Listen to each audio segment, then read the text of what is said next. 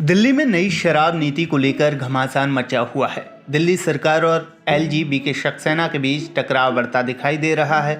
अब इस लड़ाई ने एक नया मोड़ ले लिया है। दिल्ली के उपराज्यपाल विनय कुमार सक्सेना ने नई एक्साइज पॉलिसी को लेकर बड़ी कार्रवाई की है। उन्होंने आबकारी आयुक्त आरव गोपी कृष्ण, तत्कालीन आबकारी आयुक्त दानिश आनंद कुमार तिवारी सहित 11 अधिकारियों को निलंबित कर दिया है। उन्होंने कार्रवाई विजिलेंस रिपोर्ट के बाद की है। एलजी ने आदेश संबंधित अधिकारियों की ओर से आबकारी नीति के कार्यान्वयन में गंभीर चूक के मद्देनजर लिया है।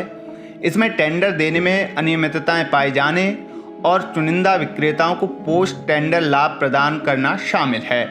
बीजेपी ने एलजी के इस फैसले का स्वागत किया है। वहीं दूसरी तरफ दिल्ली के डिप्टी सीएम मनीष सिसोदिया ने शनिवार को नई एक्साइज पॉलिसी को लेकर दिल्ली के पूर्व एलजी पर निशाना साधा है। उन्होंने कहा कि पूर्व एलजी ने नई शराब नीति को मंजूरी दी थी, लेकिन आखिरी वक्त में तत्कालीन एलजी ने यू टर्न लेते हुए पॉलिसी में बदलाव कर दिया। उन्होंने कहा कि पॉलिसी लागू होने के 48 घंटे पहले राजनिवास ने बिना कैबिनेट और सरकार से पूछे पॉलिसी में बदलाव कर दिया। उन्होंने कहा कि अगर एलजी ऑफिस ने निर्णय नहीं बदला होता तो सरकार को हजारों करोड़ों का नुकसान नहीं होता।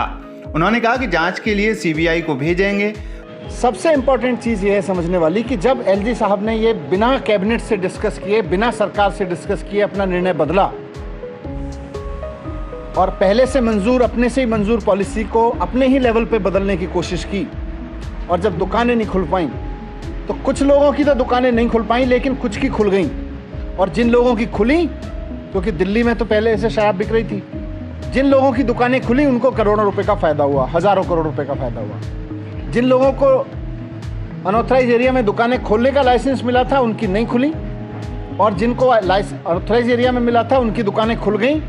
इससे जानबूझ के उनको फ़ायदा पहुँचाया गया ताकि कुछ वेंडर्स को फ़ायदा पहुँचे और कुछ को नुकसान पहुँचे। मैंने आपके सामने इसलिए रखा, मैं इसीलिए इस मामले को पूरे को सीबीआई के सामने भेज रहा हूं कि इस मामले की जांच होना बहुत ज़रूरी है कि कैबिनेट से, सरकार से पास प्रस्ताव जो एलजी साहब ने पहले मंजूर कर दिया था उसको स्टैंड पे उन्होंने चेंज क्यों किया।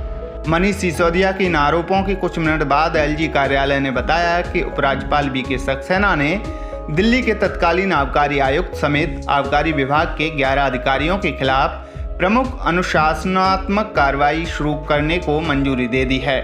दिल्ली की आबकारी नीति आप और बीजेपी शासित केंद्र सरकार के बीच एक घमासान के रूप में बनकर उभरी है। सिसोदिया से पहले उपराज्यपाल विनय कुमार सक्सेना ने केंद्रीय जांच एजेंसी को पत्र लिखकर दिल्ली की नई शराब नीति की जांच की सिफारिश की थी, जिसे पिछले साल आम आदमी पार्टी की सरकार ने मंजूरी दी थी।